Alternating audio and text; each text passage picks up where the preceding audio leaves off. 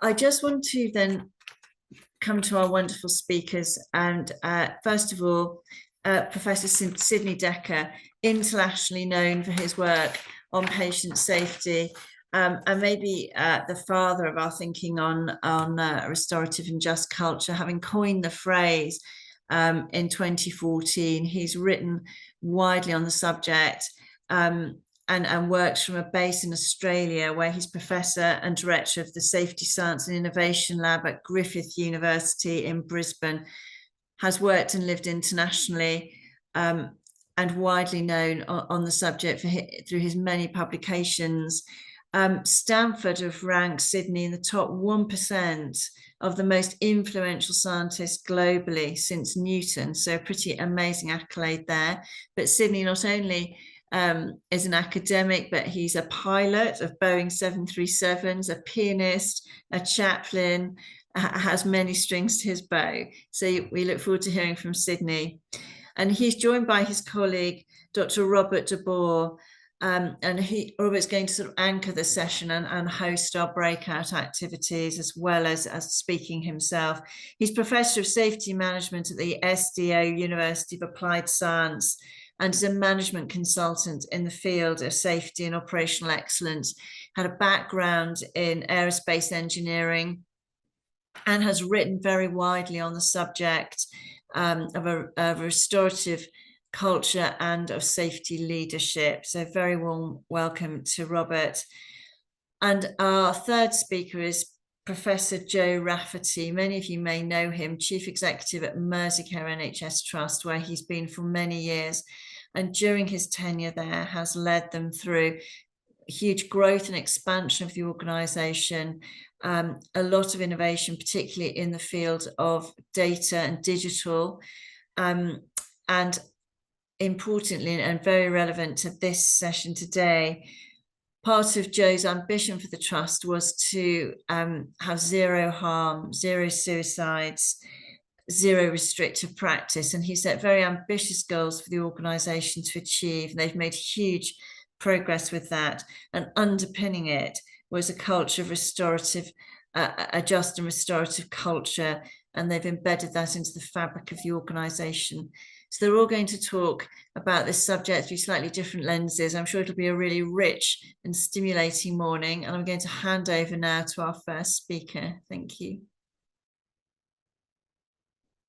Hi, good morning, everybody. Thank you, Elizabeth, for that warm introduction. Glad you've all made it here this morning. My name is Robert, and I'm coming to you from also sunny, the Netherlands. Seems like we're sharing some good weather at this time. That's great. It's my job today to facilitate a little bit the speakers, the question and answer sessions, and to help you do some group work at the end of this session. Hope you're all going to stick along for that, because that will give us some of the learning opportunities as well. In that sense, it's a rather easy job, I imagine, that I have this morning, just having to facilitate the session. The agenda that we have for you today is coming up now, I'm guessing. Yes, here it is. So Sidney Dekker is going to kick off with his keynote, giving us the background of restorative just culture. As Elizabeth said, one of the pioneers in creating this line of thinking based on earlier thoughts going way back, which you will explain. We'll have a chance to ask some questions to Sidney before Joe Rafferty will talk about the implementation of restorative just culture at Mersey Care, excuse me, Joe, and how they have been working at that for the last couple of years. Again, some question and answers, and then we'll go into some case studies and see how we can apply some of the thinking that's been conveyed in the earlier two sessions to our own organizations. If there's no questions about the agenda indicated by show of hands, then it's my pleasure to introduce Sidney Dekker to you. Elizabeth has also already introduced him to you. I had the great opportunity to work with Sidney for a couple of days this last month as he was visiting family over in the Netherlands, and we got to do a great inspirational session with some Dutch and a few international colleagues on restorative just culture. We're able to discuss some new insights and developments that we think are key for the coming few years. And hopefully he'll be mentioning some of that as well. Sidney, the word is yours. The floor is yours. RJ, the screen is yours. thank you. The floor, the screen. Yeah, that's actually, yeah. Colleagues, it is wonderful to see you. Thank you for what you do. And thank you for who you are in your various trusts and organizations.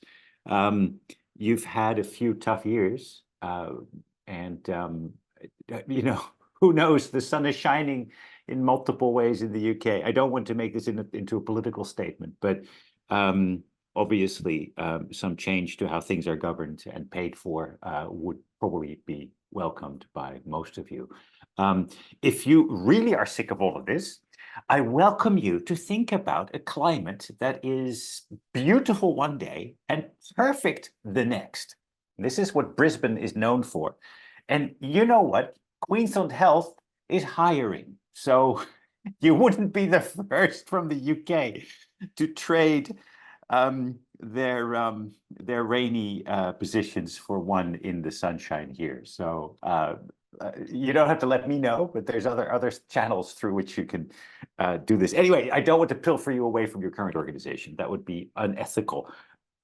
Let's talk a little bit about restorative justice and the increasing popularity. Yeah, I also get tired of Zoom deciding that it is really good at camera work. So, but it seems to be interested in zooming in on various parts of my face. I have no idea how to stop that.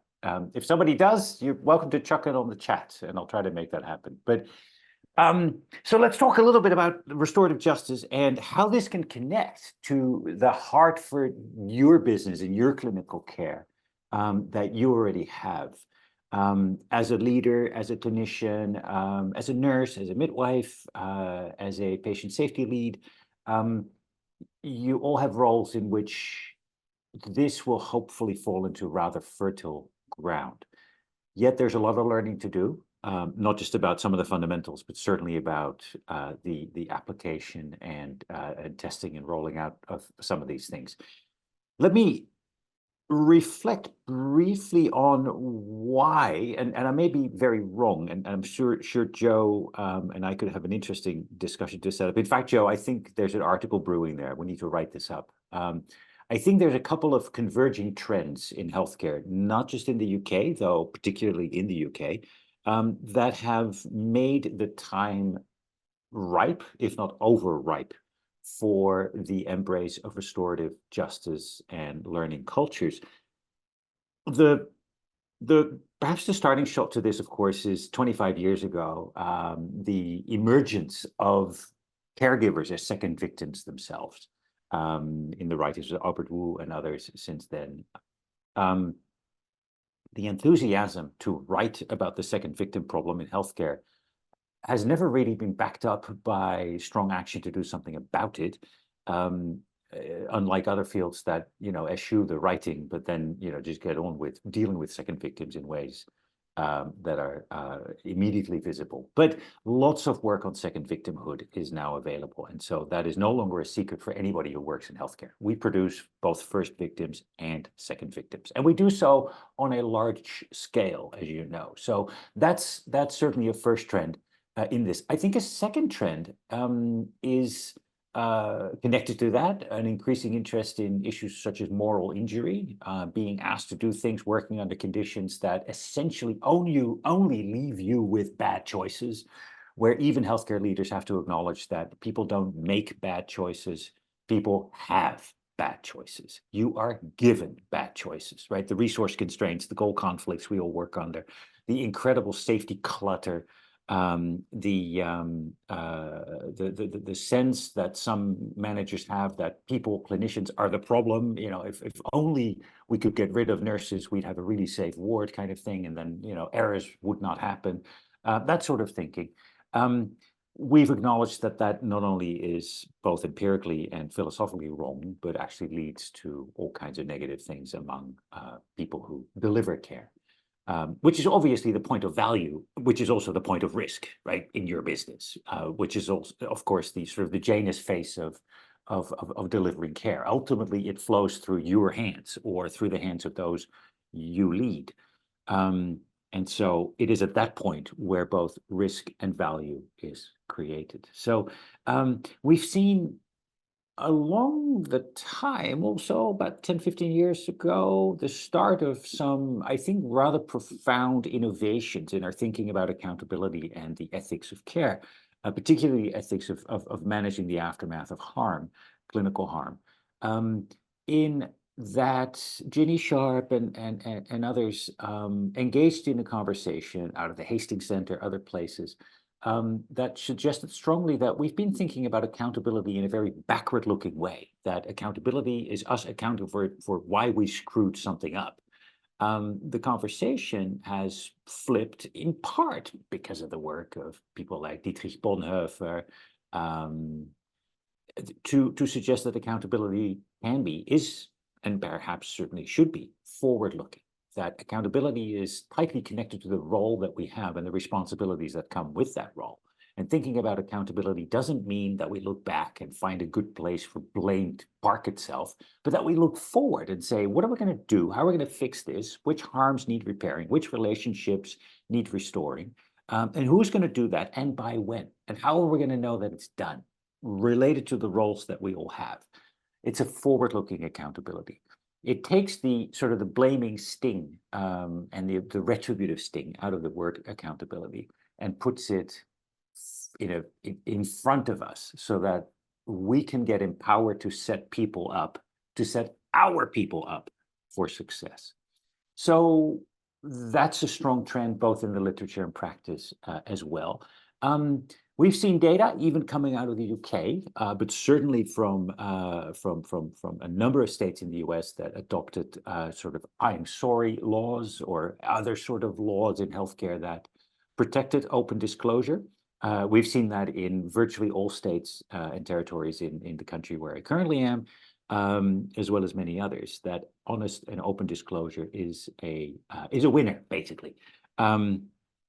That we've learned, and certainly in the US, that open disclosure, honesty, openness, yields a lot more results and costs you much less money than lawsuits.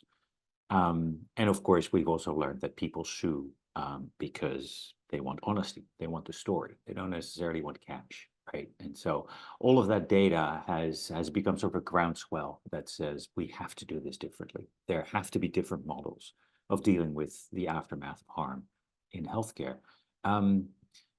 There's a broad trend, and there's research out of the UK that shows that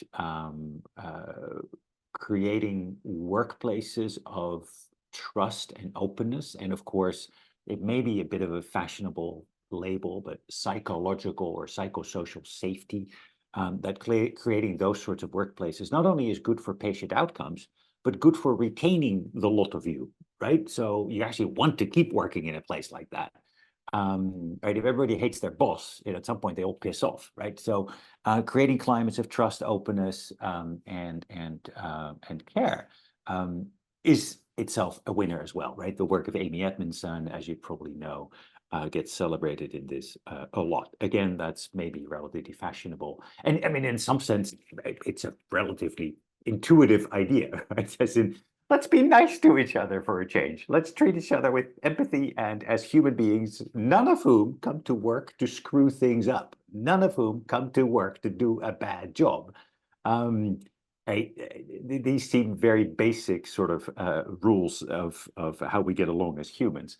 And yet, how easy is it to forget that stuff, right? In the hubbub of daily activity and the pressure that builds. So,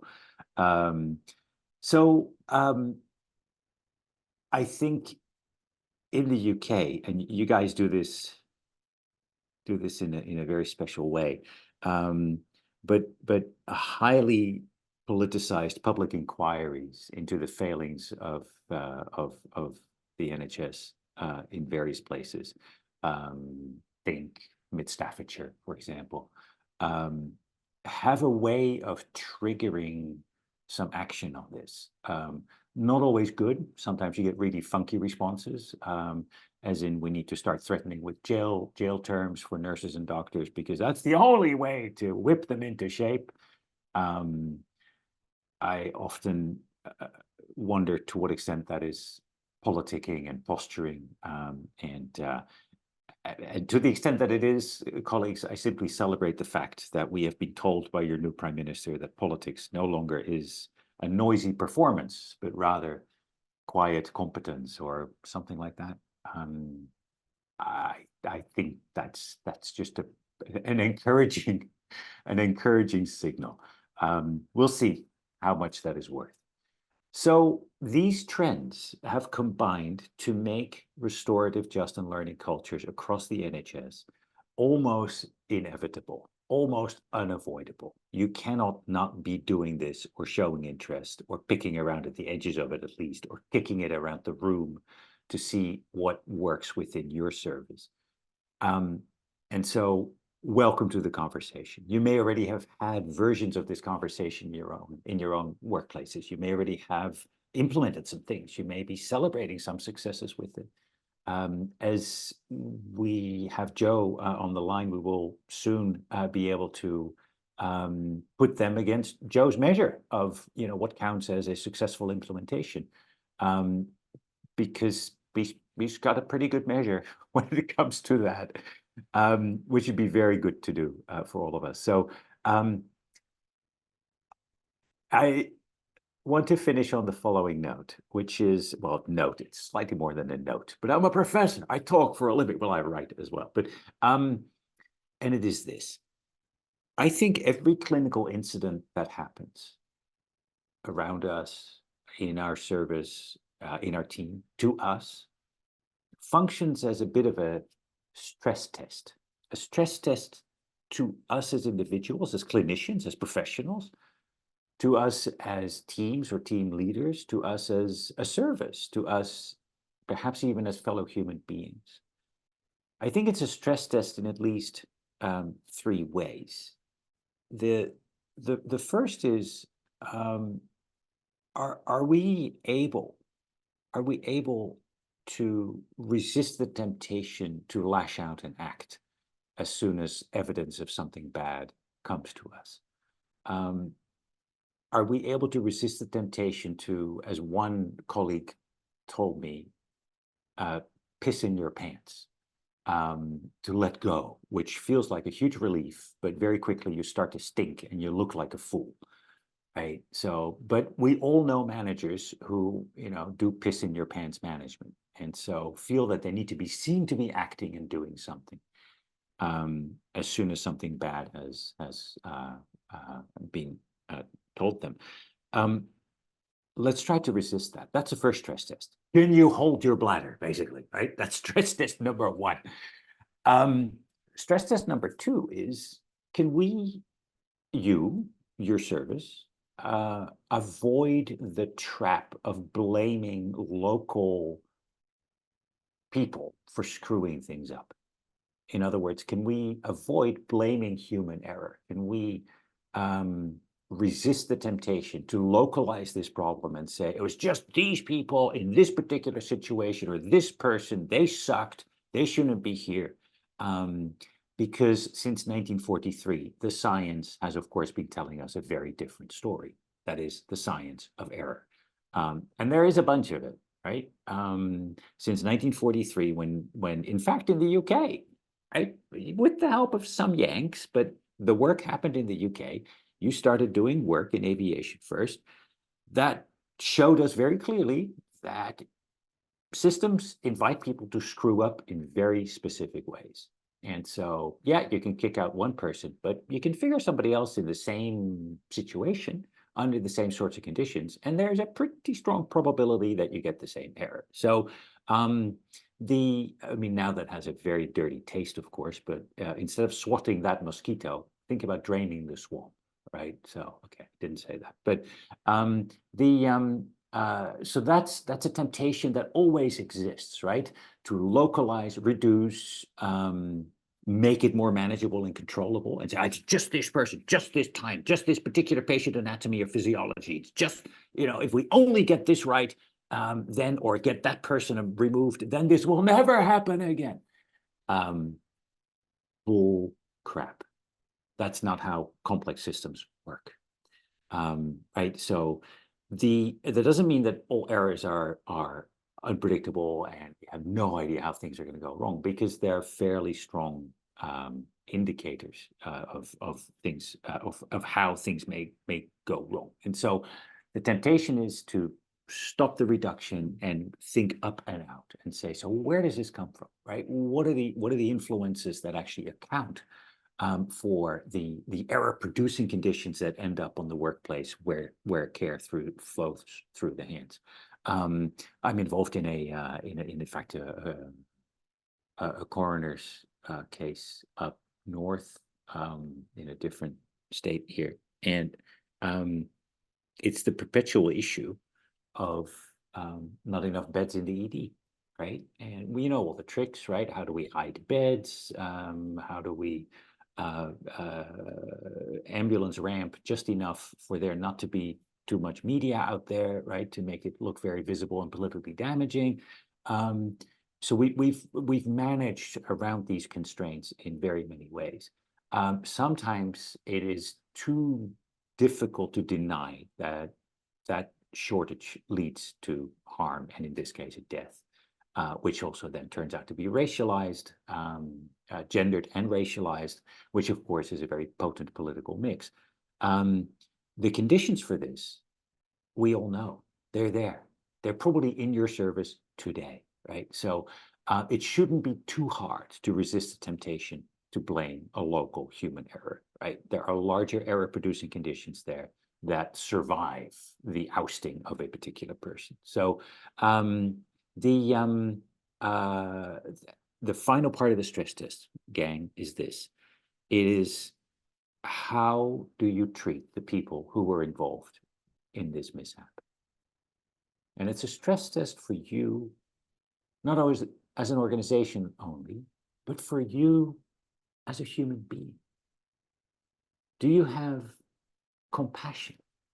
Can you muster compassion? Compassion has at least 3 components, right? It's virtue-based, right? The virtues of all care and no judgment, the virtue of kindness, of patience, the virtue of tolerance and generosity. It's also, compassion is also relational. I mean, it is fundamentally relational. I mean, you cannot be compassionate if there's no relationship to another person to be compassionate to, right? But awareness of the plight of another human being and feeling moved to engage yourself with them and their plight. And so it is relational in that sense. And finally, compassion is about attending needs. This, of course, is profound in restorative justice. Restorative justice is about impacts, needs, and obligations, right? And we'll lay that out multiple times today.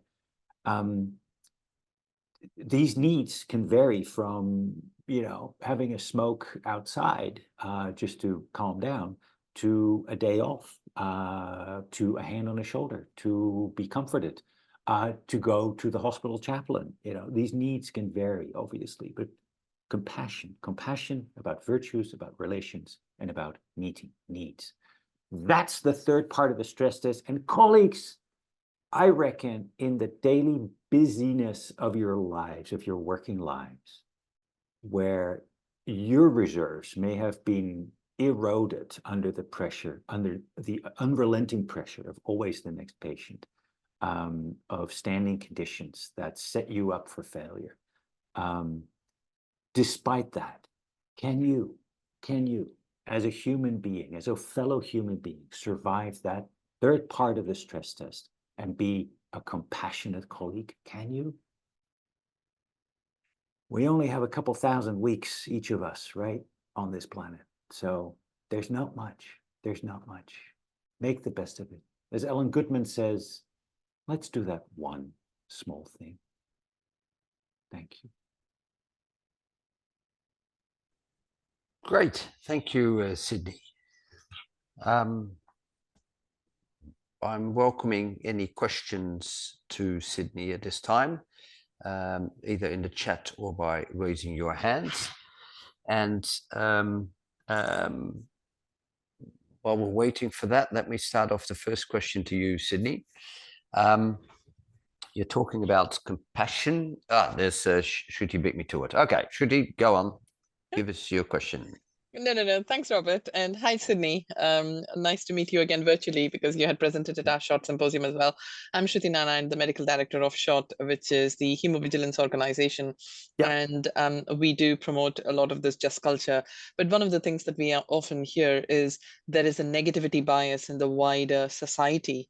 And it is that with anything, you're actually then wanting to hold somebody accountable, and it is trying to balance that. And often what we actually hear is seen to be showing some action results in these kind of the blame culture, and people struggle at individual team level. These are the things that we hear from the staff as well. And so how do we create that ripple effect? How do we actually then address that in the wider society? Now, you mentioned even the inquiries and the impact as well. And therefore, how do we actually then address that as a society as well that can actually then seep into healthcare rather than, it has to be a multi-pronged effort. Yeah, clear. Thank you. So Shruti, thank question. you.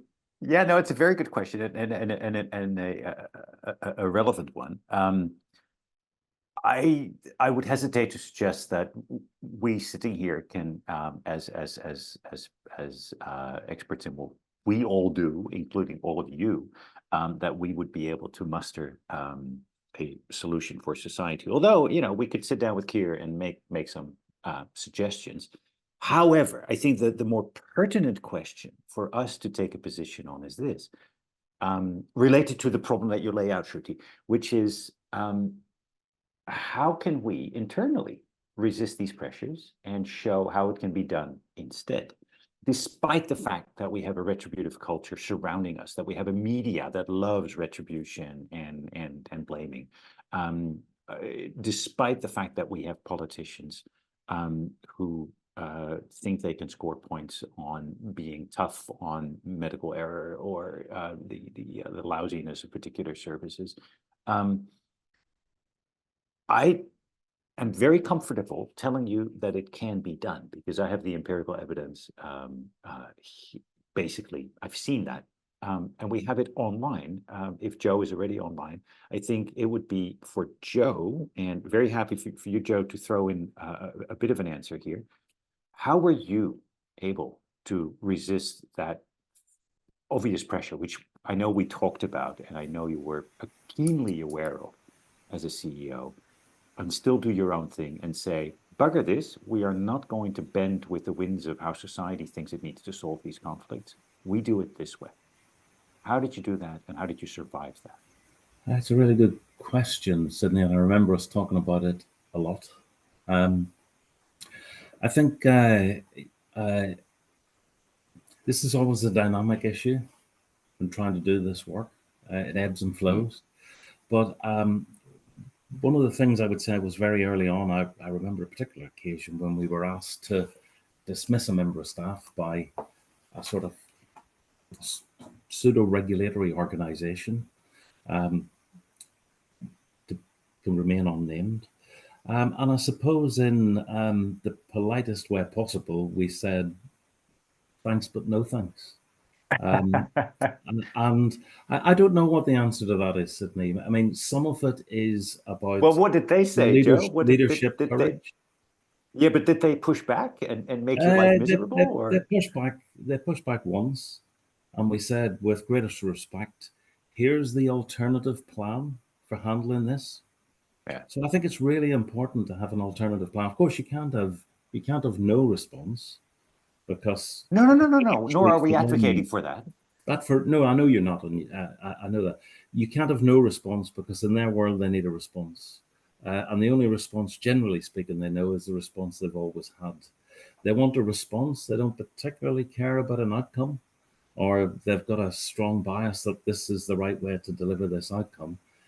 it may resolve something, I suppose, at the top of the tree in terms of political accountability and those types of things.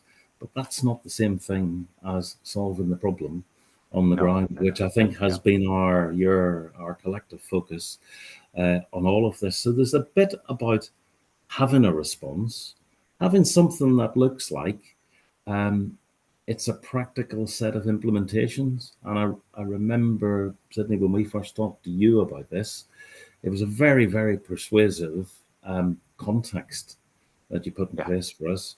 And the question we thought to ourselves was, but how the heck do you do this? Because we've got to show some demonstrable SOPs or something like that, which we can then go back to regulators with and say, but this is our approach. And here's the outcomes we expect, and come back in 6 months and we'll talk again and we'll change our mind if we have to. But right now, this is how we propose to do it. And I don't think I could have done I was going to say, I don't think I could have done that unless I had the full backing of my board. No, of course not. No. That you would have been quite vulnerable and exposed. People on this call. Yeah. So no, that's a relevant. No, let me just wrap this up and back to Shruti, because and you know, we have so much to talk about.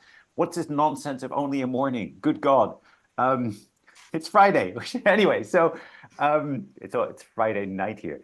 But Shruti, I think to summarize Joe's answer to your question.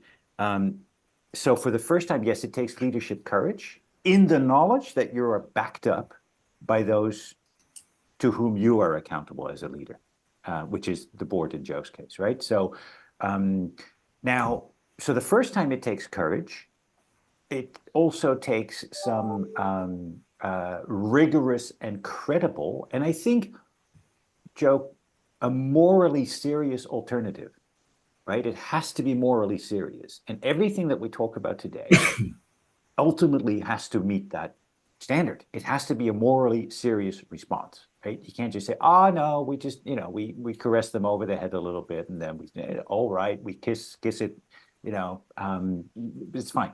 That's not how this works, right? So a morally serious, rigorous response that is credible. And then gradually, and I think, Joe, that became obvious in Mersey Care is, the first time it takes a lot of courage. But as you gather empirical evidence on what happens when you do this and you push back on that power, you gather the evidence that starts speaking for itself. And so now, that said, Shruti, there will be stakeholders in British society that are beyond your reach.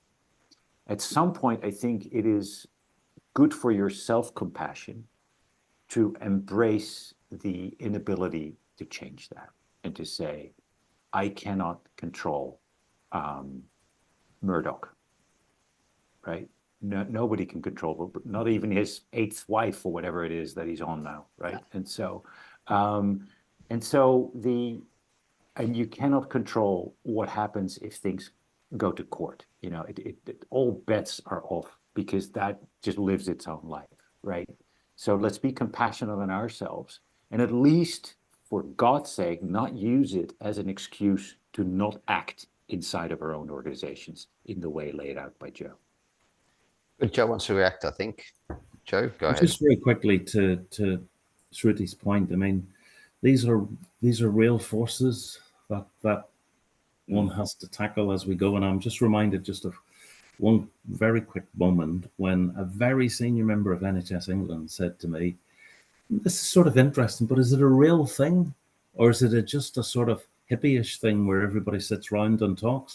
That's the actual quote. That's the actual quote. At which point it takes a great reservoir of belief in many respects to come back. And patience. But that was the phrase, is it a sort of hippie thing where everybody sits round and talks? So bless us. Great, lovely. We've got some questions in the chats. The first one is a suggestion by Leslie Parkinson that we might more structurally include education about relationships, trust, and perhaps restorative just practice in the institutions as part of the healthcare curriculum. Sidney, your thoughts? What's the question? The question literally is, how helpful is it to deliver relationship education in healthcare so that everyone can learn how to practically be compassionate, take accountability, and hold each other to account in the ways you describe? I wouldn't be able to give an empirical answer to that question, as in I don't know of the research that shows that that sort of training is superior to any other type of intervention. I would hesitate to commit a lot of resources to it before we have a bit of an idea from the literature. Joe may have some experience, but all of us have probably seen plenty of that sort of training, including leadership training, of which we remember precious little, except for a few slogans that we failed to use at the right time anyway. And so, so initially I'm skeptical, but perhaps that's very cynical of me. And then I'm guessing, as a follow-on to ensure that we anchor a restorative just practice, we're going to have a look at Joe's talk in just a minute, how that might be done in different ways. For sure. Yep. Yeah. Okay. We still have a little bit of time. The next question is from Paul. I wonder what your thoughts are about the balance between system and individual in delivery of safe care. There are often competence issues with an individual person, but does this track back to poor systems? I'm just reading the question, mind. No, it's good. Thanks, Paul. It's a great question. It's a great question. Maybe Jens Rasmussen would answer it in the following way, right? And in a half Danish accent, but he would basically say, well, it depends on how far you look back, right? So it depends on where you stop looking. If you stop looking at the incompetence and go, oh, it's just this incompetent person, then that's your answer. I think the most useful way to think about this is not people versus systems. It's people in systems, right? We don't work in a vacuum. We work inside of a system. Any act of people working in a system can somehow be connected to that system. And you will soon find, if you look far enough, that the fingerprints of what these people do, of lots of other people, are all over them. Somebody hired them, somebody recruited them, somebody trained them, somebody managed them, somebody supervised them, somebody promoted them, right? And so, and I think this is ultimately, I don't think any three of us would advocate for a radicalist position on refusing to fire people, right? Or to part ways with people. In fact, the forgiveness literature suggests very strongly that forgiveness is possible, even if we then subsequently decide to go separate ways. And empirically, that is both evident and perhaps even intuitive. But so we're not saying you cannot part ways. You cannot decide that people are misconfigured in a particular position and act on that realization. You can. And in fact, I think it is incumbent on you as a leader to do so if the indications are strong enough. But if you then walk away and say, all right, problem dealt with, this bad apple is gone, then you suck as a leader, because there's a bunch of follow-up questions that you need to answer, which all start with, how the hell did we get here in the first place? And why did it take a clinical incident or an almost incident or a near miss for me to start acting? How callous, how unethical, how cynical is that? And how the hell am I going to explain that to my patients, to my service users? So, yeah, no, we fired the bastard. Yeah, after the incident. Oh, yeah, we knew that something was not right. Anyway, you get the picture, right? So when you do take that decision, you actually have some significant leadership responsibility resting on your shoulders to do some post-mortem work, some sort of organizational archaeology to figure out how the hell you got there in the first place, right? If anything, to make sure it doesn't happen again. Okay, I think that is a complete answer. Last question before we give the screen to Joe is from Yinka. My concern is that compassion and accountability is selectively applied along the existing social predators. So compassion becomes another weapon for some groups' advancement. How can this be avoided? Yeah. By not working in healthcare. Oh no, come. That's the easy way out. No. However, You've got to help her out. Yes, you're welcome to do so because I don't have the answer. There is a unique expression of, you're right, of tribalism, of gendered and racialized and socially imported hierarchy and stratification in healthcare and siloing that I don't see as clearly articulated in other industries. And so hence my throwaway answer. But colleagues, RJ, Joe, what encouragement would you give into this very, very fair question, by the way? Well, this might be a good lead on for Joe's presentation, and I'll get back in the discussion that we're going to have after Joe's presentation in the workshops on how we might need to look at this. Good. As I said before, or no, Elizabeth already mentioned. Any further questions? I will manage them and be sure to get an answer to those. So don't hesitate in adding further questions into the chat while we give the floor to Joe, CEO of Mersey Care in Liverpool. Go on, Joe. Thanks very much, Robert, and thank you, Sidney. Good to see you again.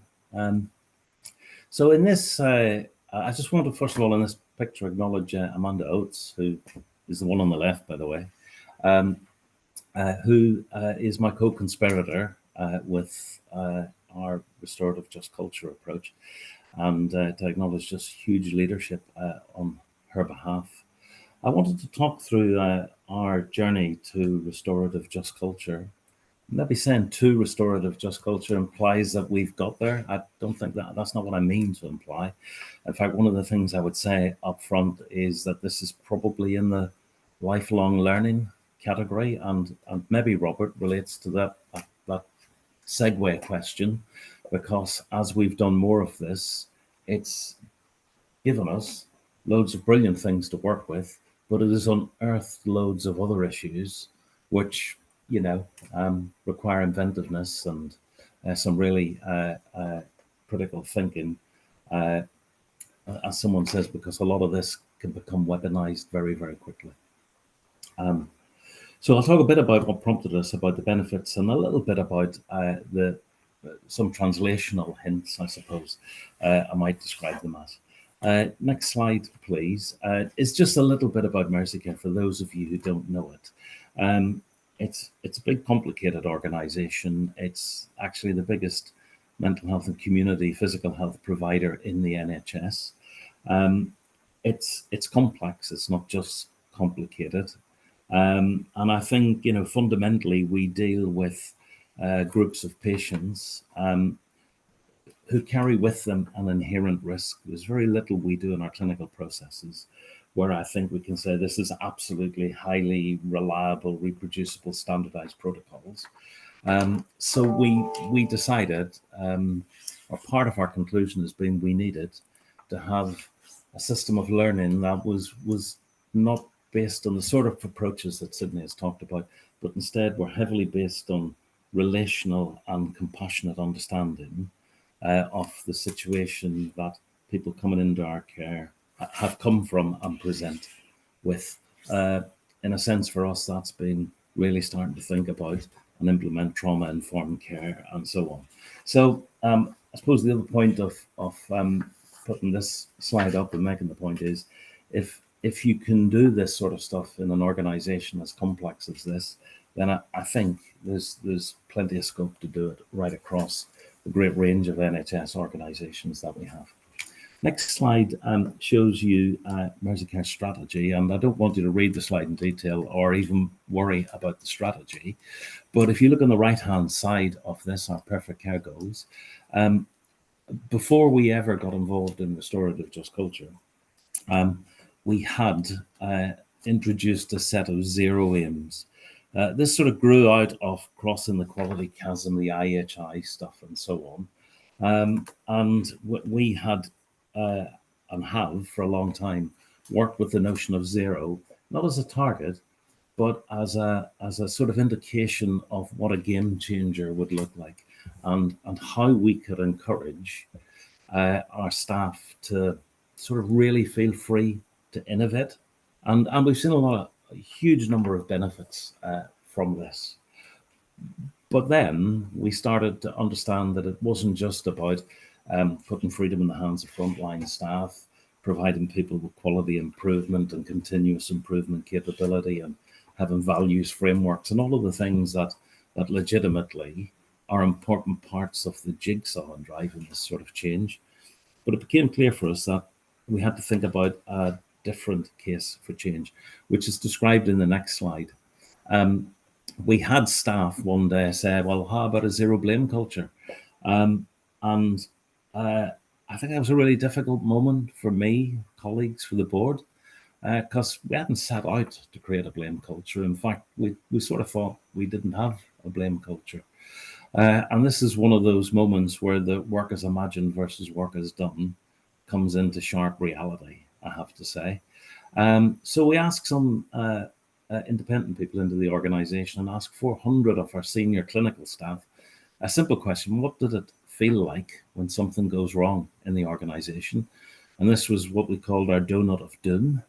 You can see that just about half of it is made up of fear of consequences, blame, shame, dismissal, and the other half is made up of exactly the same things, but people just using different words to describe it. So that's a pretty seismic piece of feedback from the senior clinical body, which basically says we're afraid when something goes wrong, that the trust itself feels adversarial in its approach, that we experience lack of trust and lack of support, that the whole business of the organization, incident investigation, holding to account, taking statements, all of these things, feels much more like a police action. It feels more like a coroner's court. It feels more like a judicial approach that ends in retribution.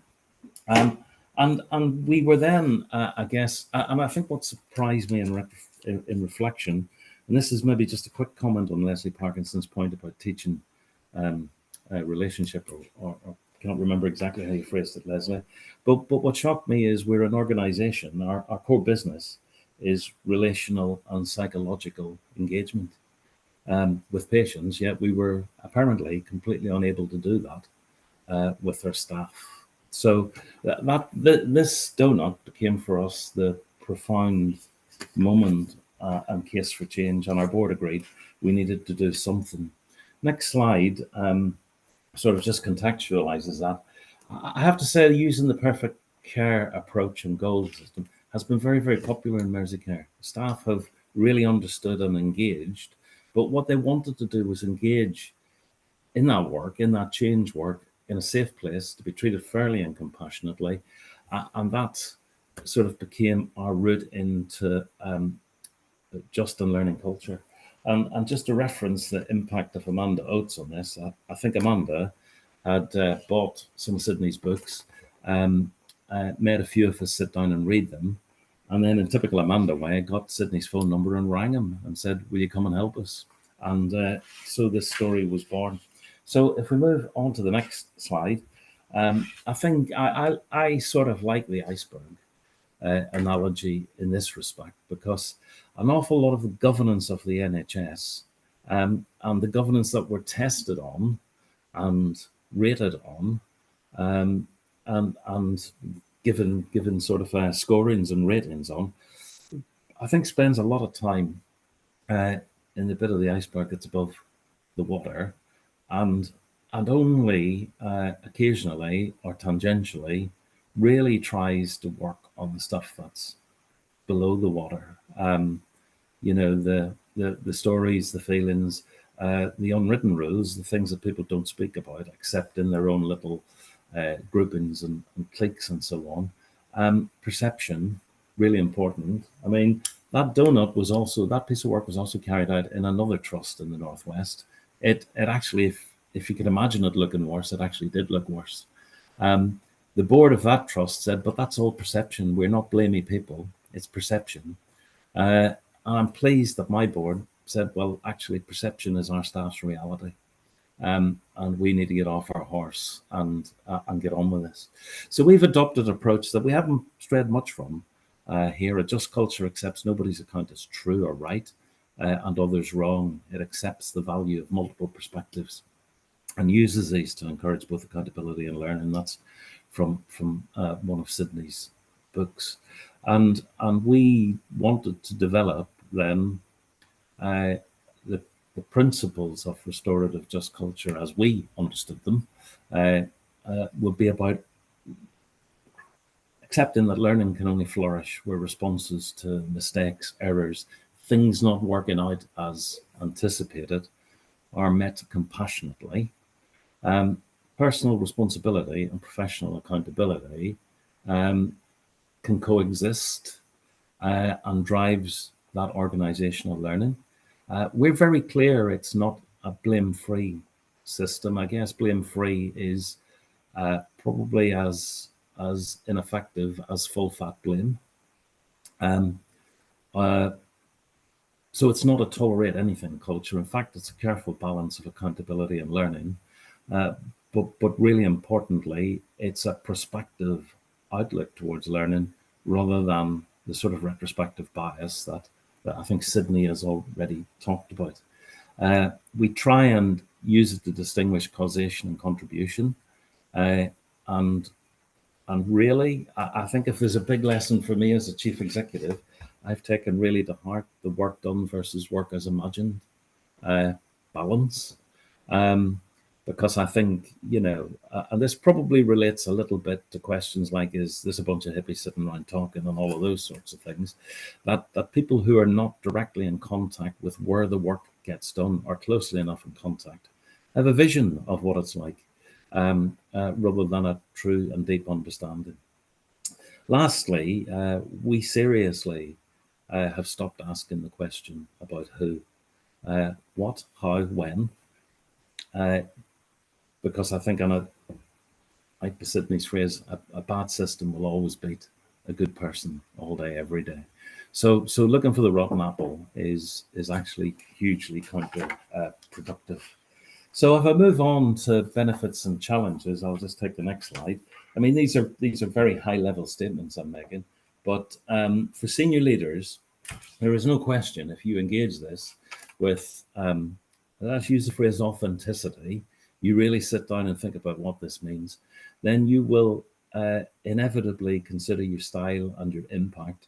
And you will not just consider that once off, but it will become a sort of life learning experience for you as a senior leader. Continually adjusting the mode and method with which you engage. It will confront you with many, many significant challenges, like, when was the last time you apologized to a member of staff, Mr. Chief or Miss Chief Executive? Very, very confronting, but actually a really great question. And it asks you to move in this difficult world as NHS leaders we're now in, where we have to work in systems but be responsible to organizations and so on. I think it drives hard the question of humility and the challenge to your own ego. But what it does is enormously enhance your leadership credibility with the people that actually it's your job to lead them. So hugely challenging, but hugely beneficial in the same respect. For the workforce, it has to feel safe to raise concerns. And we know the complicated history of the NHS in this respect, but we see benefits in that respect. It's a culture that allows the boss to hear bad news. Whoever the boss is, there are bosses up and down the system, you know, boss maybe is not a great term there, but you know what I mean. So I've had to become very comfortable with listening to stories about the organization that make me go home with a sort of knot in my stomach, because I don't want that to be the way. And that knot has to turn into some sort of set of actions that renew our leadership responsibilities, that renew our energy in all of this. It certainly, for our workforce, has empowered us to catch errors, or to do an early catch, is the phrase that we like. So it hasn't become a thing because we've caught it early enough, and to turn that into reproducible cycles of learning. And that learning is the form of accountability as opposed to punishment. I'll give you a quick example on this one. We had a member of staff who was on holidays and who didn't tweet. They just liked or retweeted a tweet that had some homophobic references in it. And in our old system, I think we would have applied our social media policy, and that person would have been dismissed from the organization. We instead asked the person who did the retweet to understand their actions. We asked them to work with the transgender network in the NHS and to understand the impact that that retweet would have had on them as observers or watchers. And then we asked that person to come back into the organization and give an account of not just the event, but their learning from taking a wider perspective. And that went down really, really well. I mean, people thought it was a fantastic way to learn. But don't tell me that's not hard-edged accountability. I think that's really hard-edged accountability. And the person who who had to do that actually would also come back and say it was probably the most instructive thing they did in their lives. And then we're not left with that shadow footprint in the organization that somebody who actually was never a problem practitioner, that actually was not visible for any sort of miscreant behaviors, just wasn't exited the organization. And the sort of terrible shock then that has on other colleagues, and the feeling that if they can do that to that person, they can do it to almost anybody. And then for patients, it's accountable staff. Reducing risky behaviors, reckless behaviors cannot be justified in this system. Patient hit me, so I hit the patient back. That's it's not perfectly acceptable. And staff morale benefits enormously from this sort of approach. So I'll get to the next slide. But I think this has driven us towards being a more transparent and open organization. We use the phrase transparency and openness. We see them as allies, not enemies. But that's not true in the NHS, generally speaking. The provocation to actually share good practice really, really works alongside the trickle down of restorative culture in everyday organizational life. You don't have to bite it off all at once. And I think this learning to prevent and beginning to systematize change are sort of really corollary benefits of all of this. For policies and procedures, we've got to stop doing this stuff in an ivory tower. Co-produced approach was with staff, unions, ambassadors, patient users, and bearers, to shift from judgmental language in our policies, which actually very, very quickly get you to the point of pointing a finger at somebody, and to move away from a core belief that a good process will deliver a good outcome. Well, guess what? It doesn't always. Who draws the lines, where those lines sit, what describes stepping over a line and not over a line can be very, very subjective. So it's really important to create compassionate HR and patient safety systems right at the heart of all of this. So next one is moving us on to some of the things maybe we wish we knew a bit more about, and a bit about developing this sort of work in situ for yourselves. Next slide, please. I mean, look, Sidney's gone through this. There's no rocket science in this. It's absolute common sense, but we're into that thing about common sense is not evenly distributed across our systems or our people all the time.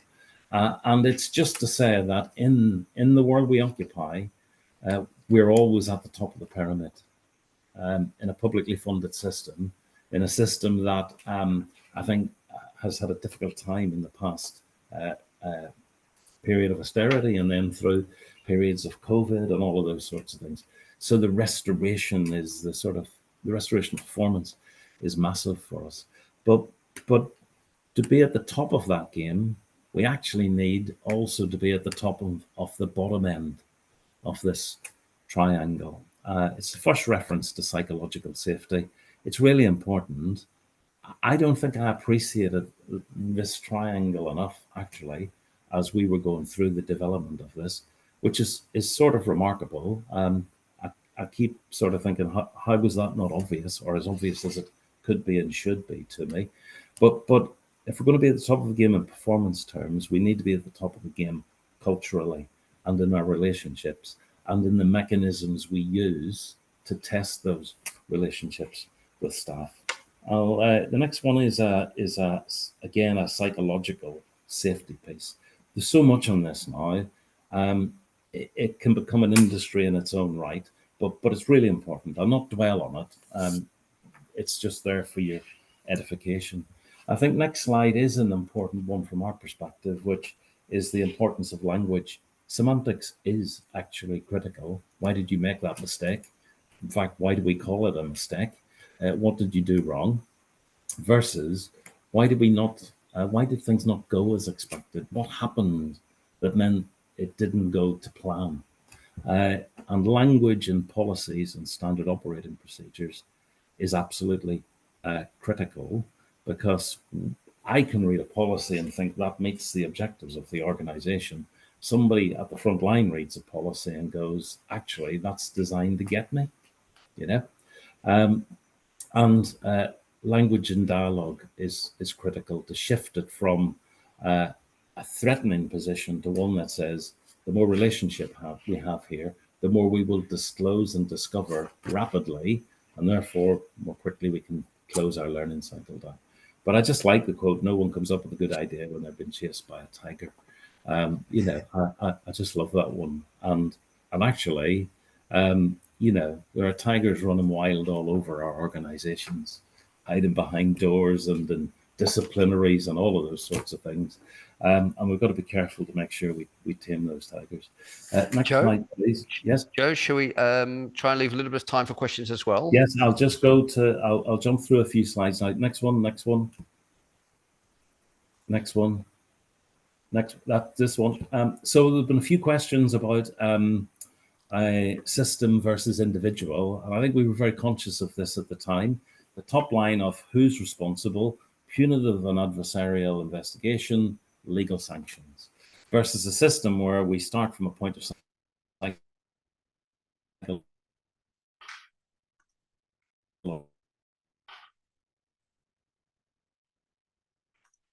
Is it just me? Joe, I seem to have lost you. Is that just me? Piece of work a while back that showed we had quote marks blamed on professional accountability. Nearly everything went the professional accountability route. And then later, when we put our restorative just culture goggles on and looked at these things again, we shifted probably about 90% of those professional accountability issues into organizational accountability issues. There were problems with the system that people worked in, as Sidney put it, rather than the people per se in the system. And actually, that's a message that really matters to chief executives, because my other title is accountable officer. So guess what? If the systems don't work, stop blaming the staff. Point the finger at me. Well, don't point the finger at all. But you can see what I'm getting at here. It returns accountability up and down the organization, not disproportionately putting it in just one place. Could I then just go on to about 4 or 5 slides? I'll tell you when. The one after the impact and benefits slide. So next slide, this one, we've looked at now our development of restorative just culture, that's our sort of timeline there. The vertical lines are when we've increased the size of the organization. And then we've looked at the context of staff feeling safer raising concerns in the NHS National Staff Survey. You can see our rankings there, but what for me is interesting is you can see restorative just culture starting about mid-2015. And you can see it's not a stellar rise, but a very gradual but definite rise as we have increased the size of the organization and trebled the number of staff in the organization. We see this positive swathe of benefit that comes from that.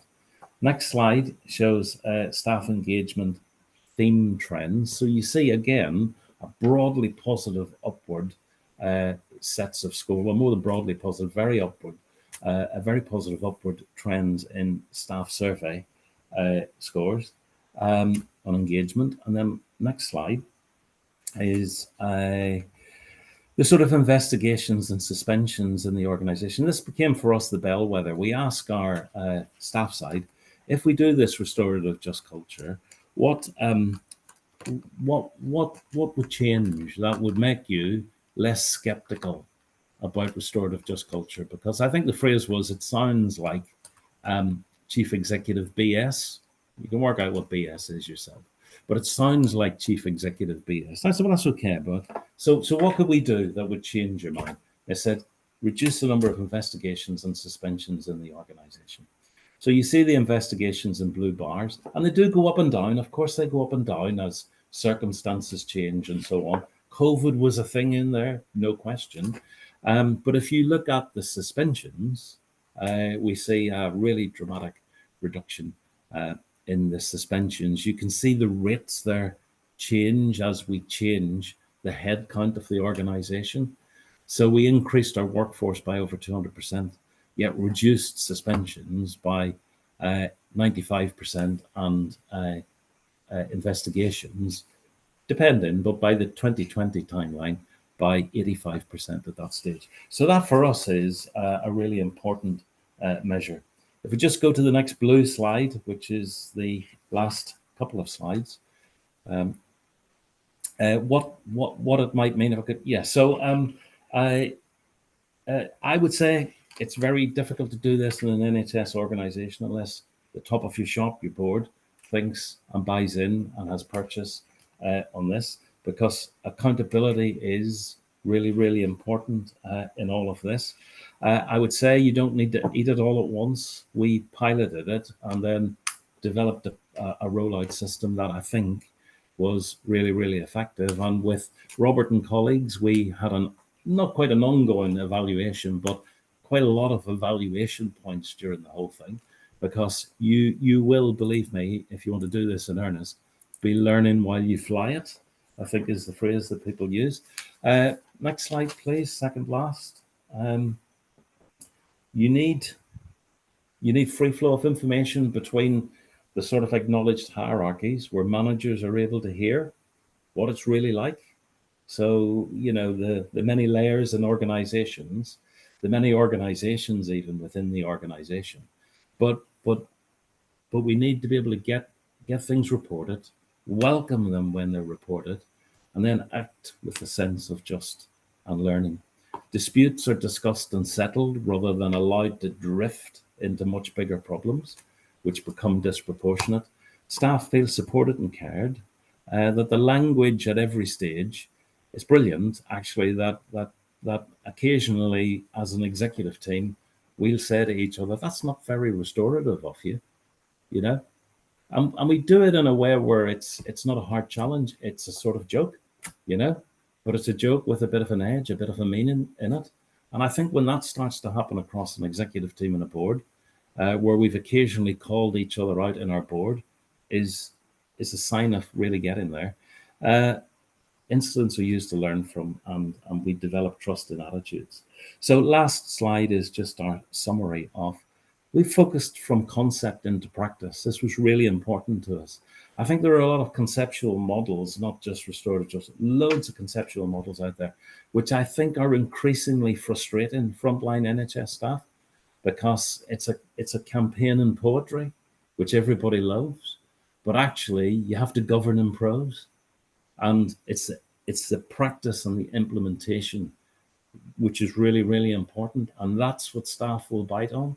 So I think that's a really important message, maybe Elizabeth, to the broader issues around what we do regionally and nationally and so on.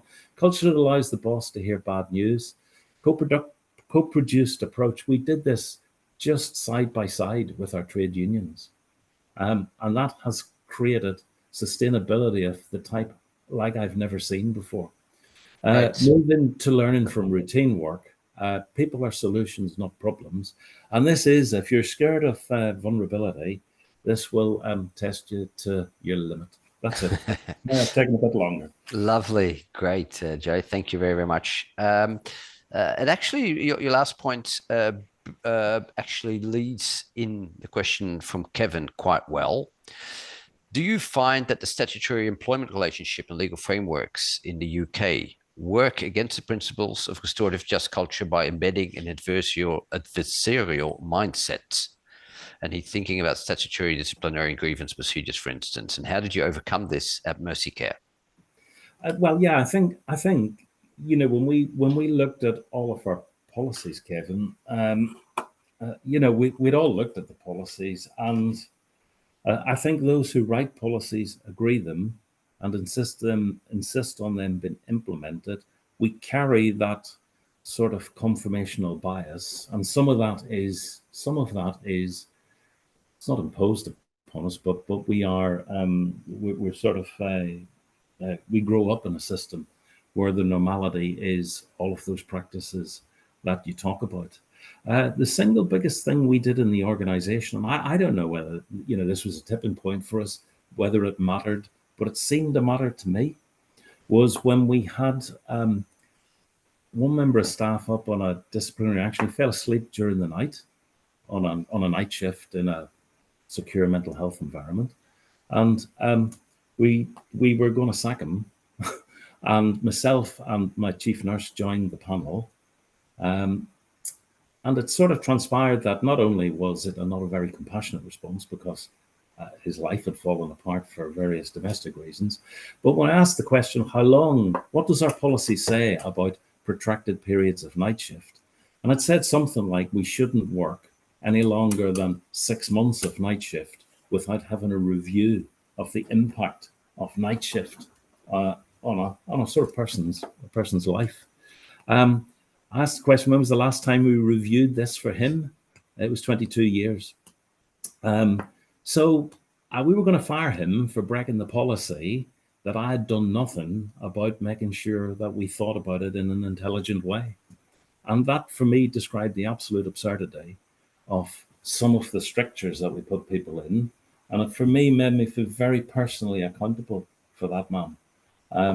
That we had permitted the system to effectively allow him to operate this way, which ultimately had a consequence.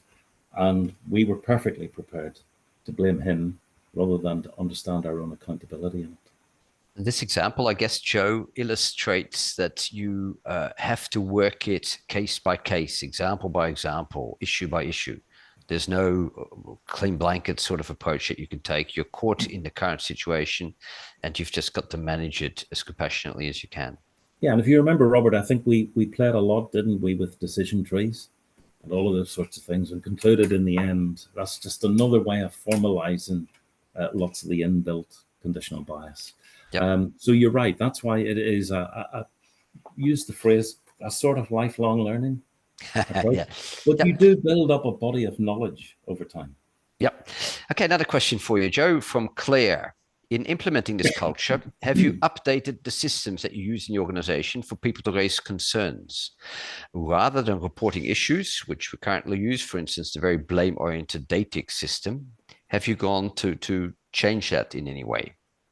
Yes, we have. In fact, we chose to replace date tax as a sort of radical step. And I think we've got a system that's somewhat better. We introduced a whole set of different approaches to what we would call our safety huddles in the system. So there are open group-based approaches with which we can raise these issues. If you remember the definition that we've used, nobody has got has got the right view. We need to share a view around the table. So we've introduced systems right up and down the organization called safety huddles, which opens out many of these issues and gets a much more rounded view than pushing it through a traditional system, which you quite correctly say, sooner or later feels like it's a loaded mousetrap.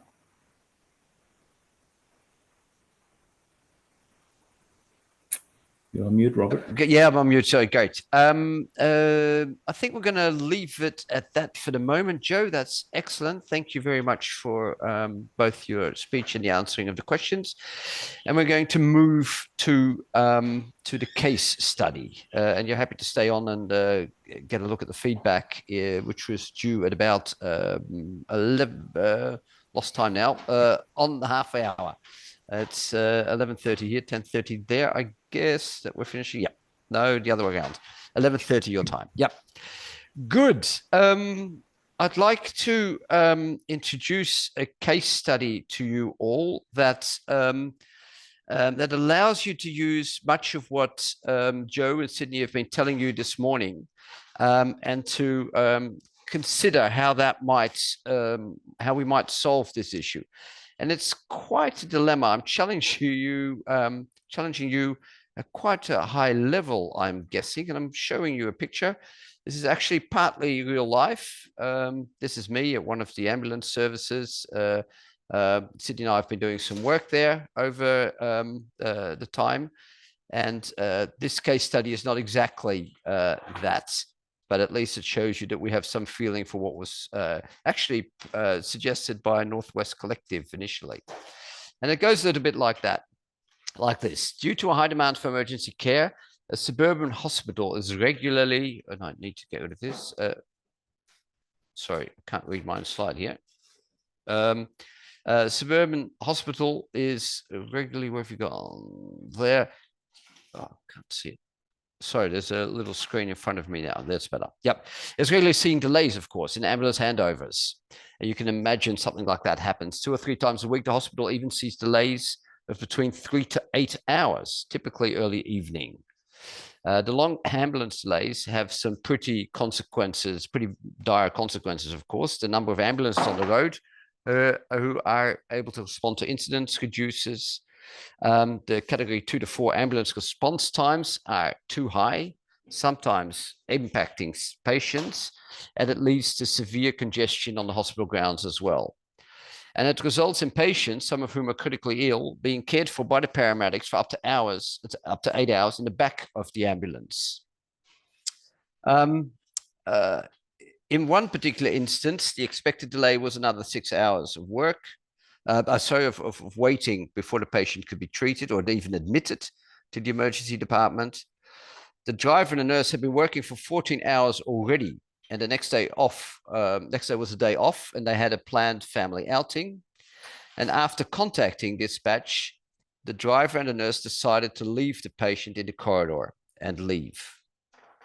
Of course, the hospital was not amused and contacted the ambulance services board of directors. And my question to you, and we're going to separate in small groups in a second. The question to you is how to approach this issue in a restorative way. And to help you along, besides the suggestions that Sidney and Joe have already done, I'd like to suggest 3 questions for you to address this issue. Who is impacted? What do they need? And whose obligation is it to meet that need? And I really look forward to getting your answers after half an hour and to discussing some insights with you. And hopefully Joe and Sidney will also be online to help us in the discussion. And I'll be also attending some of the breakout rooms to answer any questions that you might have. So having passed on this, I think the scene is set, the questions are asked, and as far as I'm concerned, the facilitators can break us into rooms.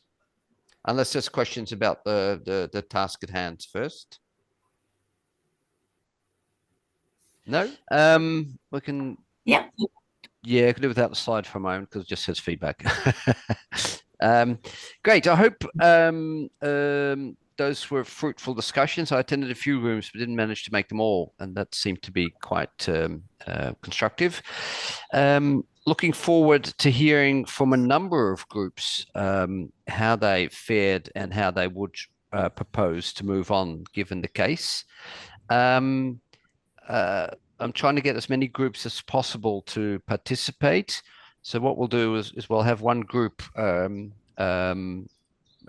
give some feedback, and then other groups, rather than giving their own suggestion, build on that and react to that.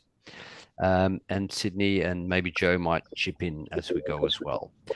Who can I invite to take the screen first? Which group wants to go first? I don't mind speaking, but my video's not working. So my name's Tess Martin from Derbyshire Healthcare. Yep, and you were room, do you know which room number you were? No ideas. Okay. Someone's going to find out for us. Yeah. Go on.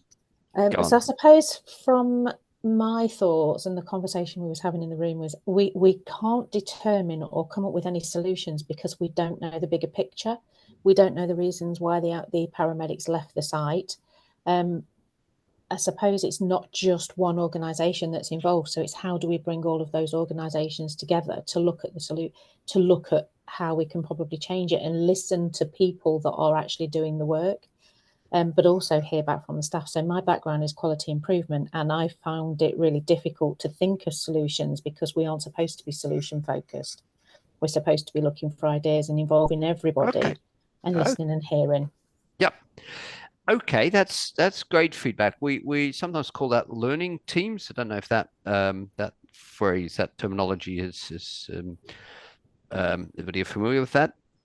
And exchanging different perspectives around an event or around an issue, allowing everybody to describe their version of reality.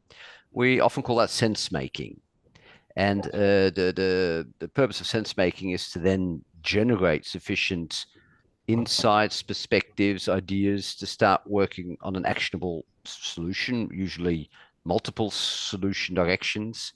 So that sounds like a really good idea. And you alluded to the people involved. Have you got an idea of who that might include, Des? What to look at it. So we'd need, Yes. For me, it's about speaking to the people in A&E, understanding what their concerns are, what they are struggling with, the paramedics as well. Are the policies and processes fit for purpose, I suppose? Yeah. Okay. So what you were suggesting here is an inter-organizational learning team, which is really good idea.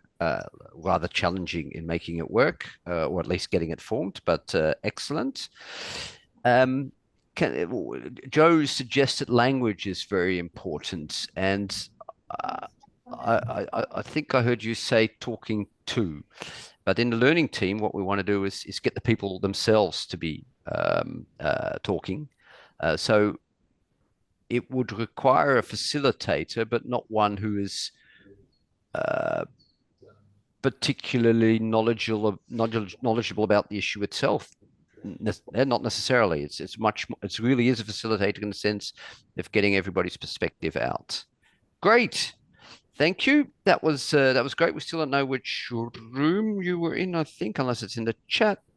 No, never mind. The next group, whatever group, not including Tess. Who wants to build on that? I'm happy to go for our group. Yep, go on. So in answer to the first question, the who, we thought it was everyone at different levels. So we talked about the patients, the family, the staff, both within the hospital and the ambulance staff. But we also thought about maybe broader into the system, so primary care, maybe the community. So we kind of thought about the organisation as well, so kind of different levels. Then the second question, what do they need? We thought people might have different needs from us understanding the situation. So the patient definitely has a need for safety care and treatment, both in the short term and the long term. So what might that look like over time, perhaps? Also, the family having a need for support and to understand what's happened in that situation. There's definitely a need for staff for us to understand what the work-life balance might be like, what the relationships are like between those handoffs and handovers. We also picked up on the moral distress element because this is an incident that happens multiple times, and what that need for ongoing support looks like for those staff as well. We thought that managers needed to have a good understanding of the system using data, needing to understand why from the front line over the multiple incidents, not just this occurrence. And also the system needs to work collaboratively on this, as the previous colleague mentioned. Yeah. And then the final question on so whose obligation, sorry, we did stick to the answering the yeah, question. go on. The final question on whose obligation to meet this need, we again felt everyone at all levels. So there's different levels of accountability for different levels of the system. Yeah. Yeah, that was our thoughts. Cool. Good. A couple of questions around that. Managers, you say, need a good understanding of the situation and the why. Sidney's literature on this, at least a checklist, which we will point you to afterwards, is a little ambiguous on this. When we talk about a manager's need in that sense, is that a need that they generate themselves, or is that a need that you wish upon them? I think this is to do with responsibilities, expectations in whichever job role you're in the system. Okay, So not necessarily for them to own and design the change ideas, etc., but need to have a proper understanding of the work as done, versus maybe a management meeting sat in a back office somewhere. I think that was our discussion points. But if anyone else from our group wants to chip in, does that make sense, Robert? Let's wait for someone to chip in. Okay. Anyone want to help Jenny out? I think we were talking about being, these things will be investigated, and to avoid the individual ambulance crew being the fall guys in this. How could you, as a manager, it is part of your responsibility to investigate and to gather the data. How could that be done in a constructive, open way? Not investigating the who, which Joe had talked about, but understanding what the context, the environmental factors, and so on. I think that's probably what we were chatting about in our room. What I want to point out is that we're sort of talking about the managers now. We're very comfortable with being compassionate towards the employees, the paramedics, the drivers, the emergency department medics. But for managers, deserve the same treatment. They have their own needs. And it's no good for us to say, right, you're responsible for this, so you should be needing this. Rather, we need to understand what they really need. Louise, you want to build on this, or shall I finish my point? Go on. I'll finish your point, Robert, and then I'll give feedback from the room 7. All right, good. Excellent. To your point, I think. Yeah, very good. So what we need in directing this approach, we want everybody's need to be their own. So going out and talking to them is probably one of the first things that we do to understand really what they need. And we can sketch it out in some ways for patients, for paramedics, etc. We might even be able to assume what managers need when we look at it from themselves. But what we often find is that managers stay aloof from the issue. They actually treat many incidents and issues as something which they are not a party to. In reality, they can get emotional, their reputation is damaged, their career might take a dent, they might feel ashamed for what the organization, which they are the figurehead of, has done. Well, has done is a big word, but what has happened, transpired with the organization's name across it, they generally feel hurt. And having this conversation about what you need will, in first instance, sometimes hit this wall of, oh, I don't need anything. I'm impartial. I'm above this. I'm not. So this systemic approach that Sidney talks about needs to be explained to them, perhaps even before an incident, to show them that they are not just rationally involved in the sense that they're responsible, like Joe said, for the whole system. He's the final accountable manager, but they are emotionally committed to what happens as well. And that has been an issue in many companies to get that to understand. And it, in the case that I've presented to you, this actually makes it a very big dilemma, because on the one hand, we found that they feel responsible for the welfare of their employees, but they also felt that they were so encompassed by the burden of lack of budgets, the difficulties on the hospital side if you were the ambulance service, the difficulties at the ambulance service if you were the emergency department people, by the total pressures that are faced upon the NHS at the time and still are, that they were not able to be emotionally engaged, and that was a problem. I think some of that may come down to instilling that element of trust throughout, from the bottom right throughout to the top, and that blame culture. People, different layers of management are still going to be keen to opt out if they think they're going to be blamed. Someone's going to blame somebody at some stage. So it's creating that culture of non-blame and trust. But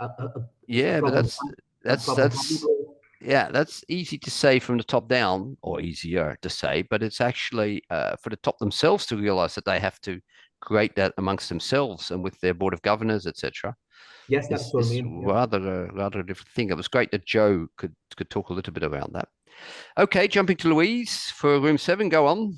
It just adds to what you were talking about, because I think a big thrust of the conversations in our room was around everyone at all levels needed compassion, needed understanding. We talked a lot about, as Sidney and Joe both said, most people come to work to do a really good job. How can we support people? It was a really complex and wicked problem. So we talked quite a bit around, courage and curiosity, really building on the things that both Sidney and Joe talked about, and how you could use that to really kind of support each other. I don't know if anyone else from our room wants to come in and add to that, but we did have a good conversation.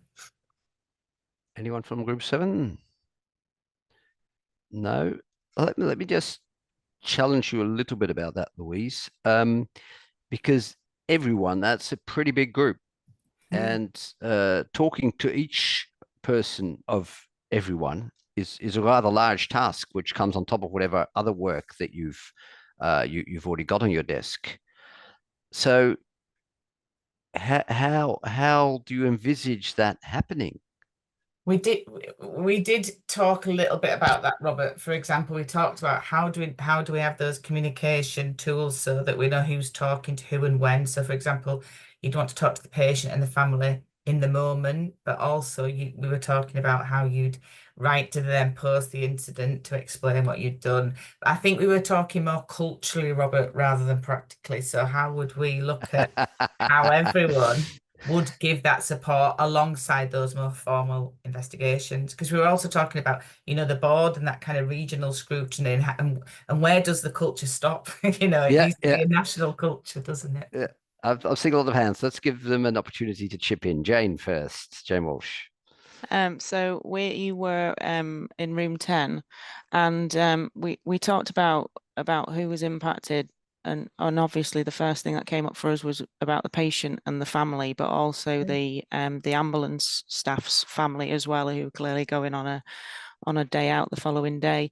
I won't go through the full list of what we discussed, but we kind of, we didn't go off on a tangent, but we have a really interesting conversation, which was about how we involve those people. And I think that's the practicalities of it, Robert, about as a patient, you believe, or you want to believe, that all of those people are part of your healthcare team. So the ambulance staff and the hospital staff, and you want to believe that they have some sort of coordinated response for you as an individual.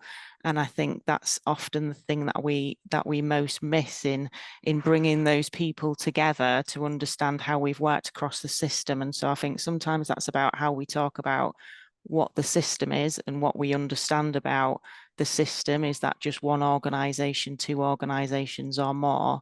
And I think Gemma had put something in the chat about how we deal with those things, sort of the tools that we've got, like after action review.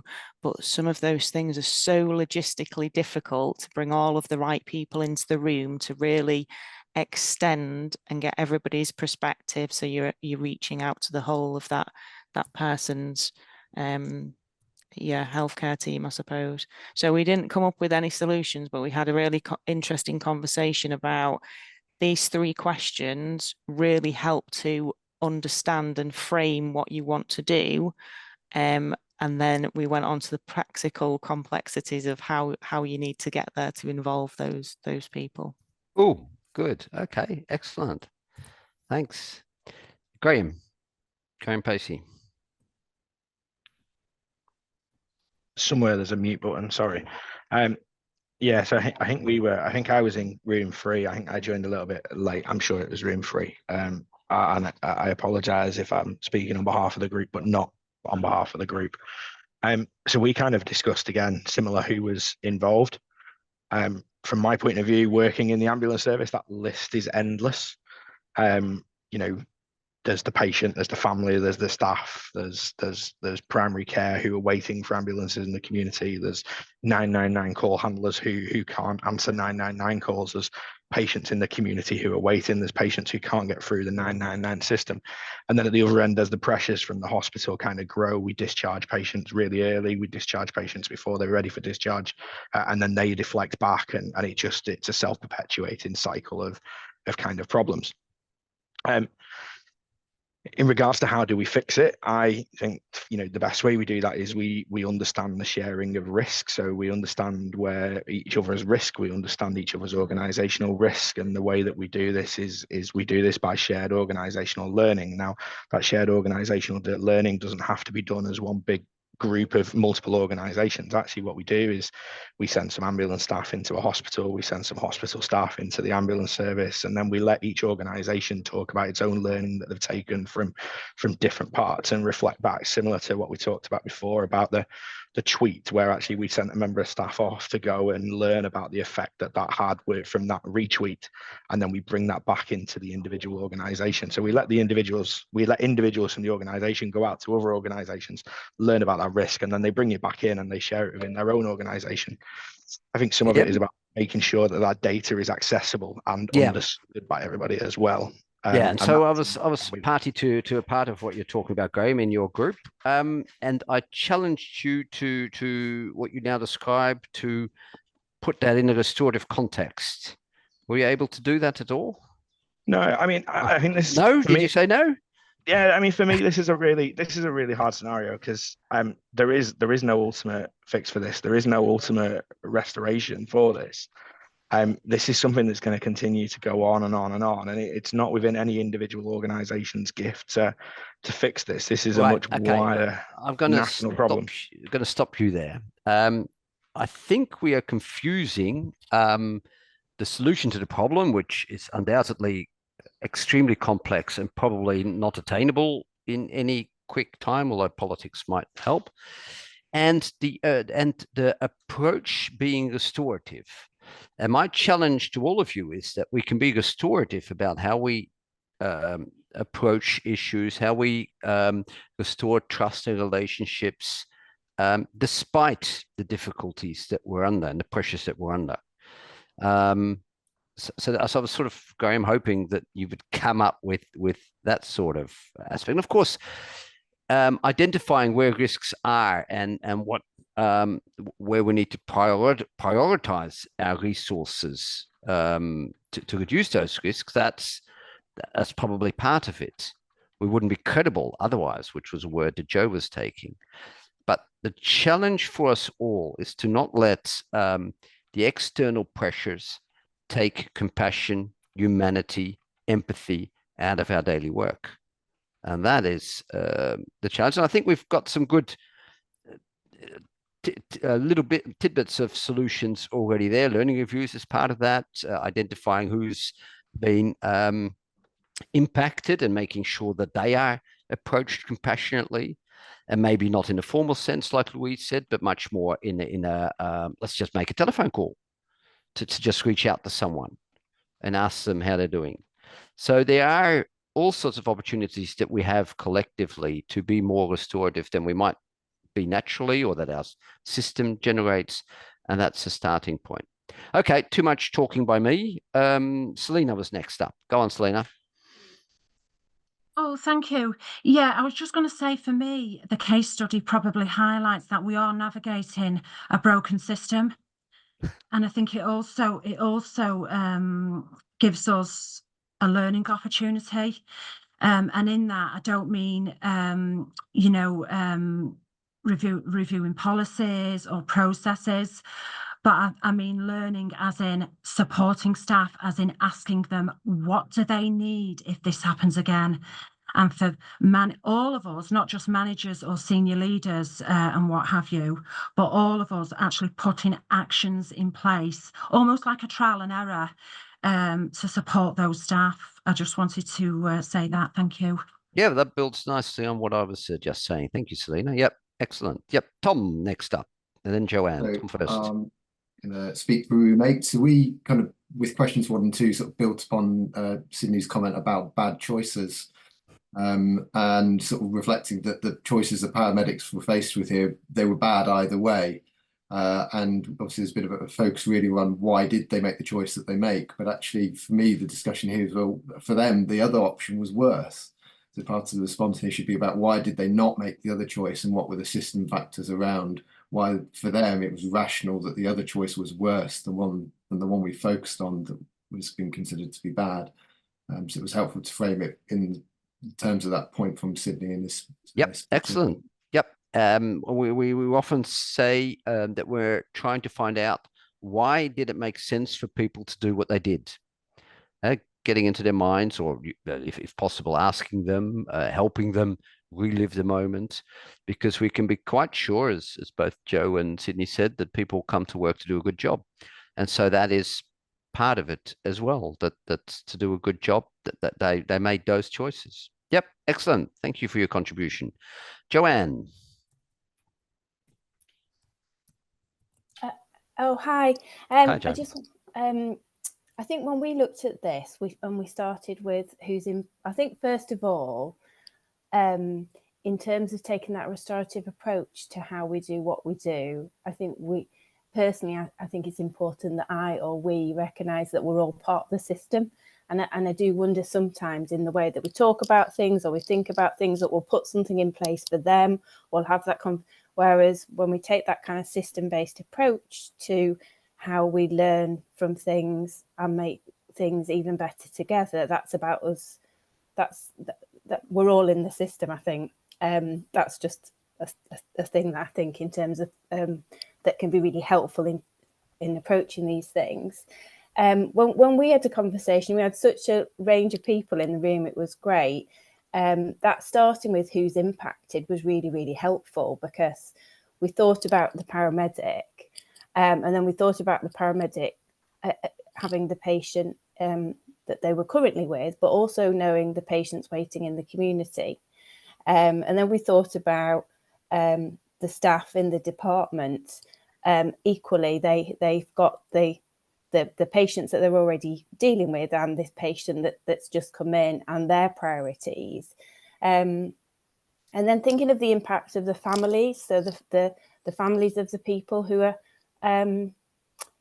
with the patient that's in hospital and those in the community. And by starting with who's impacted first, I think perhaps maybe opens that up wider to consider, well, where do we go from this point? But then when we were talking about what do we need to do, there was that focus on the immediate safety of the patient in the department. So despite all these other things that have gone on, actually our immediate concerns is ensuring that this patient gets the care and treatment and is safe.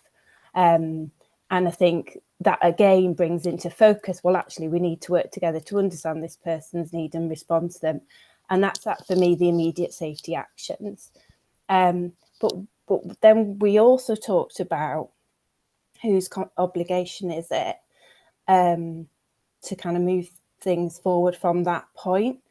And we have found using things like rapid safety reviews where the whole team comes together, but the first part of that is about checking in with one another. How are you? Obviously we when things don't go as we always did with planned, it's about that supporting one another and learning, but that we can now use other approaches to learning, which is about coming together with maybe other organisations or partners and understanding that impact. And by coming together and sharing those different perspectives, those relationships and that respect in and of itself supports that restorative approach to moving forward, that it's not necessarily just one thing, but it's how we work together. And so we had a really interesting conversation, and I just wanted to share that really in terms of the importance of starting with thinking about who's impacted. Yep. Excellent. Cool. Okay. I haven't been able to keep up to date with the chat. Anyone, but if you want to pose another question verbally, that is fine. I think we have time for one or two more points or questions. Any contenders? And like I said, I will go into the chat later offline. No? Okay, let me... Oh, Sidney, you're back. Or you're there. You've been there all the time and I haven't seen you. Go on. Do you want to contribute? You don't want to contribute. Okay, let me try and sum it up and then you can contribute and say how I got it wrong. So what I'd like to, I think the discussion and the feedback has been really good and has come very close to what we were hoping would come out in terms of restorative approaches. The different groups, different rooms emphasize different aspects which collectively make up for, I think, a pretty good restorative approach in this case, and that we can project also on similar types of cases. I think I want to sum up what I think I heard and maybe emphasize the things that are particularly important in my own mind, given the conversation. And one of them is that we need to accept the situation as it arises. It is impossible for us to change back or turn the situation, and in fact, in this particular case, this situation will continue to exist and has continued to exist over a long time. So accepting the situation is one of the accepting what has happened is probably one of the most important aspects of a restorative approach. Someone's been hurt, multiple people have possibly been hurt, damage has been done, and that cannot be undone. And we need to help move on from there. And the focus on moving on should be on restoring trust in relationships. And there's a very important reason for that. We talked about learning, about deriving solutions, about perhaps in learning teams, sense making, across different organizations, start working on possible improvements to the system within the context of what we have. But that is not going to happen, well, possibly at all, but certainly not optimally or even close to optimally, if the people that we want to involve in those conversations, in that learning reviews, in that sense making, are not restored in their trust in the organization, trust in each other, and the relationships between them aren't restored. So that's the first thing we need to do. And it really isn't that difficult to do that. because in many cases, we as a manager, as a coordinator, as a quality person within the organization, didn't mean for that person to be hurt, to be impacted at all. So we don't need to be hesitant in reaching out to someone and saying, look, this situation really sucks. I am so sorry that you've had to be a part of it. It was never our intention. And yeah, we really like to engage to hear how we can help you move forward from here. And that sort of invitation, that sort of opening has, in our experience, worked time and again. And from that, of course, we get the learning that in the end we want. I love what Joe and Graham articulated about language. It really does make a difference whether we call something an investigation or whether we call it a learning review. The immediate effect of that change of language is so important. We don't talk about non-compliances. We don't talk about violations. We don't possibly even talk about procedures, but we talk much more about what routine work looks like and what the challenges are that we meet in doing our work.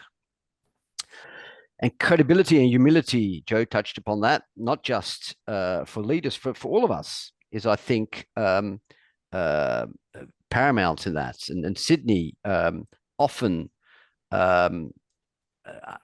challenges us to strive not for perfection, but for integrity. And I think that touches that very, very much. This ain't a perfect world, and we can hope for all we want, but it's never going to be perfect. But what we can do, and so we're not going to be able to perform perfectly in that world, but what we can hope to do is to maintain integrity and be in what's the I don't even know maintain integrity when we approach other people. And finally, just touching upon the no blame that Joe mentioned, we are not focusing on sanctions or punity at all in a restorative approach. But sometimes it might be necessary for people to show their remorse or their willingness to understand that they've hurt other people in other ways. And Sidney's called that reintegrative shaming. And Sidney, you might actually like to expand on that just a little bit before we close. Reintegrative shaming is not my label. That's John Braithwaite, who's written a lot about restorative justice in the juvenile criminal sphere in the UK, actually. So his idea about reintegrative shaming is consistent with the sorts of rituals that we've seen workplaces and even communities perform for the longest time. When you think about the journey to forgiving someone as being paved with or preceded by some sense of confession or truth-telling, I did this and I'm aware of it. Repentance associated with that, as in, I know how it has affected other people and I feel really shitty about that. And then a kind of an act of atonement, as in, how do we make good? How do I make good on that which has happened and the harm that I have caused to relationships, to trust? The idea of reintegrative shaming is to facilitate and ritualize and make legitimate in an organizational context that journey from truth-telling to forgiveness and being reintegrated into the moral community, as in, okay, we'll have you back. Quick example, a pilot colleague in another country was involved in an incident, blew a tire, landed parked next to the runway in shitty weather, and he was demoted. So lost a stripe on his shoulder, which has consequences for career pathway, for your salary, for particularly the loss of face. And so he then entered the crew room at some point and was celebrated. Hey, so cool to have you back. All right, let's go fly. Even with 3 stripes on his shoulder rather than 4. And so that sort of reintegrative shaming is a ritual that needed then to play out for about 4 weeks or so, after which he was part of the moral community again, and got his stripe back as well. And so I'm not saying that's a great ritual, let's do it that way, but there are many ways. I mean, you talk to Aussies, right? And they say, my reintegrative shaming, that was, I brought a case of beer. That's what they do here, right? And so you give your colleagues a beer and you say, I screwed this up, mate. Here's a beer. And so that sort of ritual of reintegration. And it's a really good way to achieve the goal of both learning and reintegrating somebody into the moral community.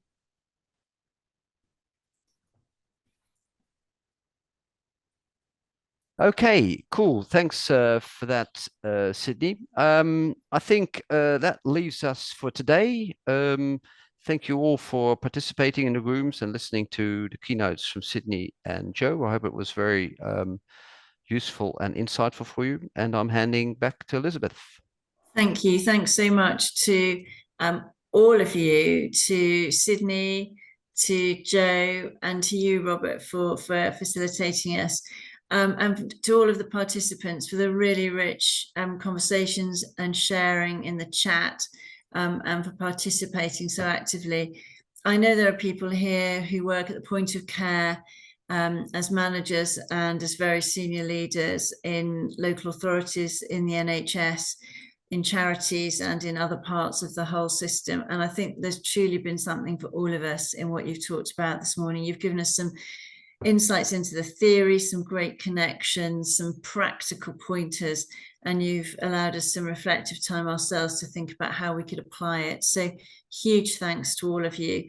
It is a topic that has great resonance for all of us in our work, and an area where we can make huge strides and improvements, which will impact on patients' and colleagues' experience, on the safety of the care that we administer, and on the wider implications across the system. So thank you very much. As we've said, we will collate the feedback in the chat and respond to any key points and share some of the links that you yourselves have provided. We will send that with the slides to you in due course. We're inviting you, please do fill out the evaluation. We take it very seriously. We scrutinise your comments, and it really shapes the future of the masterclass series. And any other housekeeping bits, let me just check my notes. I think that's it. But other than that, very big thank you once again, and I hope you all have a very pleasant weekend and sun shines on you here in England, and to those of you overseas as well. Thank you. Bye-bye.